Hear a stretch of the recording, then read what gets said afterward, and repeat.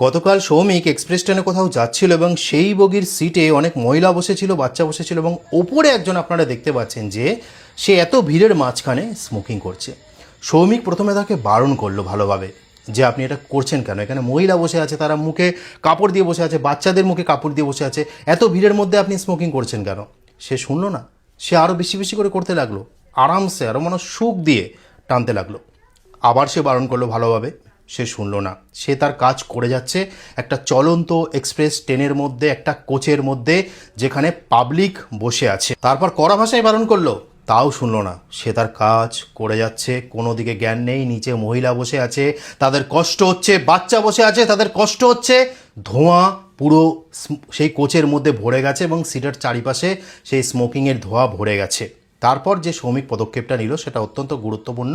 সেটা হলো প্রথমে সেই ভিডিও ক্যাপচার করে টুইটারে একদম ট্যাগ করে দিল রেলের যে রেল সেবা আছে এবং আইআরসিটিসি আছে, এবং সঙ্গে সঙ্গে 6 মিনিটের মধ্যে রিপ্লাই আসলো যে ইমিডিয়েটলি আমরা অ্যাকশান নেব এবং আপনি কোথায় আছেন, কোন স্টেশন দিয়ে যাচ্ছে, পরের স্টেশন কি, আমরা ওখানে আরপিএফ পুলিশ দাঁড় করিয়ে রাখবো, তাকে ইমিডিয়েটলি অ্যারেস্ট করা হবে। এবং তা সত্ত্বেও তারপরেও সৌমিক 139-এ আইআরসিটিসিতে কল করে অভিযোগ জানালো এবং পরের স্টেশনে এই যে যে এরকম নোংরা কাজ করছিল সবার সামনে কোনো কিছু পরোয়া না করে তার কিন্তু ব্যবস্থা নেওয়া হলো। তাই আপনাদের বলছি যে এরকম অমানবিক নরপিশাচ এবং ইচ্ছাকৃতভাবে ষড়যন্ত্র করে একদম মানুষকে কষ্ট দেওয়া এরকম কিছু রূপী মানুষ থাকে। সেই জন্য আপনারা সঙ্গে সঙ্গে অ্যাকশান নেবেন, অ্যাকশান নিলেই সঙ্গে সঙ্গে সেটা দ্রুত সমাধান হওয়ার সম্ভব আছে।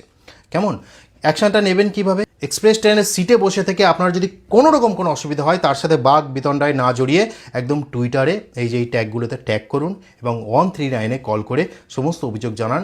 অবশ্যই করে অ্যাকশান নেবে। তাই সৌমিককে অনেক ধন্যবাদ এত সুন্দর একটি স্টেপ নেওয়ার জন্য এবং আশেপাশে যে মহিলা ছিল, বাচ্চা ছিল, তাদের সুরক্ষা প্রদান করবার জন্য।